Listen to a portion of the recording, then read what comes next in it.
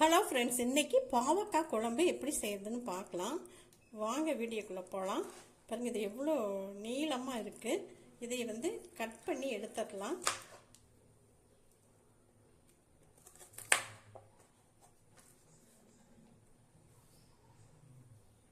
Round ரவுண்டாகவே cut பண்ணி எடுத்துக்கலாம்.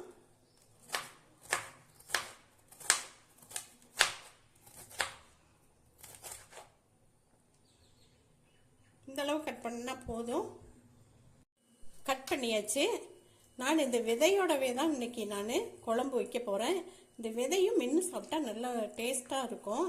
அதனால் இந்த விதையோடவே தான் நான் குழம்பு செய்ய போகிறேன். ஒரு பாத்திரத்தை ஸ்டவ்வில் வச்சிடலாம். பாத்திரத்தில் ஸ்டவ்வில் வச்ச பின்னாடி நான் எண்ணெயை சேர்க்குறேன். இது நல்லெண்ணெய் தான். நல்லெண்ணெய் சேர்த்து செய்யும் பொழுது இந்த குழம்பு நல்ல ஒரு டேஸ்ட்டில் இருக்கும். இந்த எண்ணெயில் ஃபஸ்ட்டு நம்ம இந்த காயை போட்டு வதக்கி எடுத்துடலாம்.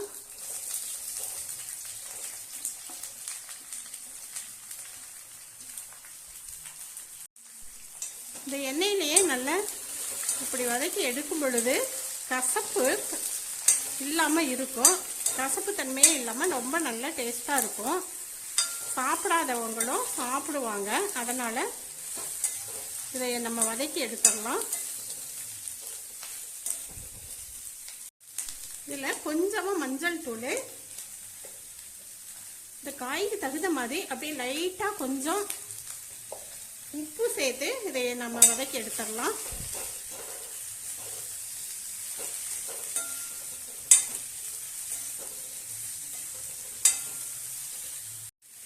காயை நல்லா வதங்கி கொஞ்சம் கலர் மாறி வந்துருச்சு. இப்போ இதை ஒரு தட்டில் எடுத்து வச்சிடலாம்.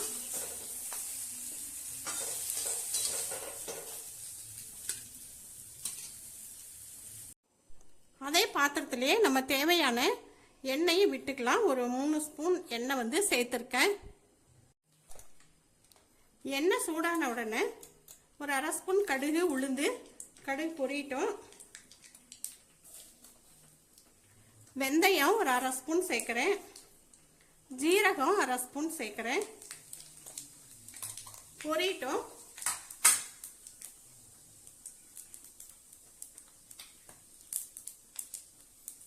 பொரியுது, கடுகு உளுந்து பொரியுது. இப்போ பூண்டு நான் கொஞ்சமாக சேர்த்துருக்கேன். இன்னும் கூட பூண்டு சேர்க்கறதுனாலும் சேர்த்துக்கலாம். அதே மாதிரி ஒரு கைப்பிடி அளவு வெங்காயம், சின்ன வெங்காயம் போடும் பொழுது ரொம்ப நல்லா டேஸ்ட்டாக இருக்கும்.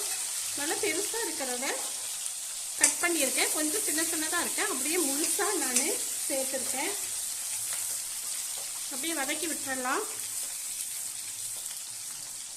வெங்காயம் வதங்கிருச்சு. கருவேப்பிலை ஒரு கொத்து சேர்க்கிறேன்.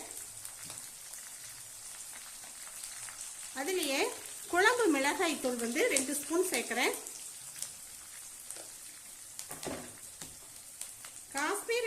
காஷ்மீரி மிளகாய் தூள் ஒரு 1/2 ஸ்பூன் சேர்க்கிறேன். இதையும் அப்படியே இந்த எண்ணெயிலேயே வதக்கி விட்டுறலாம்.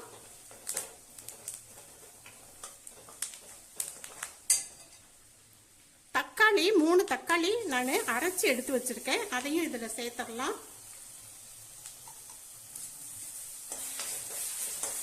இந்த எண்ணெயிலேயே நல்லா வதக்கி விட்டுறலாம். மஞ்சள் தூள் 1/4 ஸ்பூன் சேர்க்கிறேன்.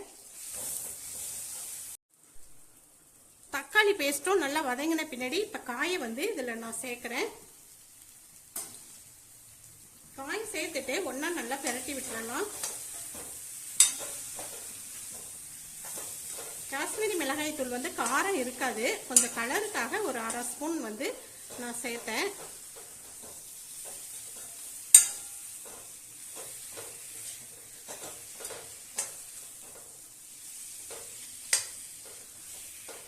நல்லா பிரட்டின பின்னாடி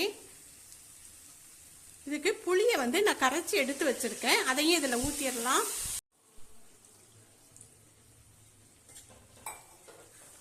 தேவையான தண்ணியை சேர்த்துடலாம். உங்களுக்கு தகுந்த மாதிரி திக்னஸ்க்கு தேவையான தண்ணியை நம்ம இதில் சேர்த்துடலாம்.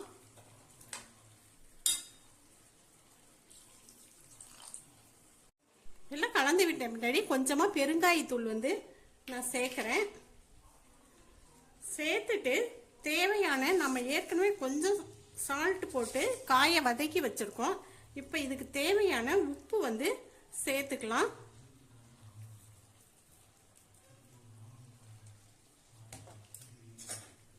எல்லாம் ஒன்றா நல்லா கலந்து விட்டுட்டு மூடி போட்டு வச்சிடலாம். காய் வேகட்டும். பார்க்கும்போதே பாருங்கள் எவ்வளோ நல்லா இருக்கு.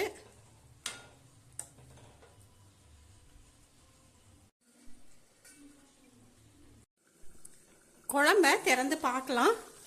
இப்போ நல்லா கொதிஞ்சு நல்ல காய் வெந்துருச்சான்னு பார்க்கலாம். காயவும் பாருங்க அப்படியே நல்லா நசுக்கப்படுது. இப்படி பண்ணினாவே தெரிஞ்சிடும். குழம்பும் நல்லா வெந்துருச்சு. பார்க்கும் பொழுதே பாருங்க இப்போவே அப்படியே எடுத்து சாப்பிடணும் போல இருக்கு. ஒரு பவுலுக்கு எடுத்து மாற்றிடலாம். ஒரு பவுலுக்கு மாற்றியாச்சு. நல்லா சாப்பாடு சுட சுட எடுத்து போட்டு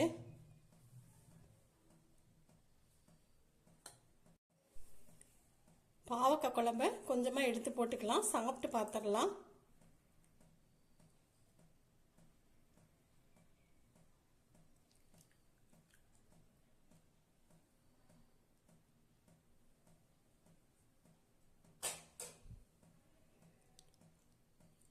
இப்படி செஞ்சால் சாப்பிடாதவங்க கூட குட்டீஸுங்க எல்லாருமே விரும்பி சாப்பிடுவாங்க. பாவக்காய் வந்து ரொம்ப உடம்புக்கு நல்லது. நீங்கள் அதனால் இது மாதிரி செய்யுங்க. இந்த விதை எல்லாமே நல்லா டேஸ்ட்டாக இருக்கும். ரொம்ப நல்ல சுவையாக இருக்குதுங்க.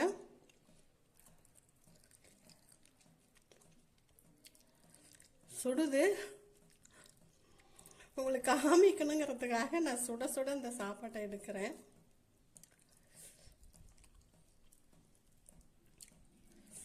பாருங்க அப்படியே தேன் மாதிரி அவ்வளோ ஒரு சுவையில் இருக்குது. ரொம்பவும் அவ்வளோ நல்ல ஒரு டேஸ்டில் இருக்குது. இந்த வீடியோ பிடிச்சிருந்துச்சுன்னா லைக் பண்ணுங்கள், ஷேர் பண்ணுங்கள், கமெண்ட் பண்ணுங்கள். சப்ஸ்கிரைப் பண்ணாதவங்க சப்ஸ்கிரைப் பண்ணுங்கள். முதல் வீடியோ பார்க்குறவங்களும் சப்ஸ்கிரைப் பண்ணுங்கள். பக்கத்திலே இருக்கிற பெல்லையும் ஆளுங்கிற ஆப்ஷனையும் டச் பண்ணுங்கள். நன்றி.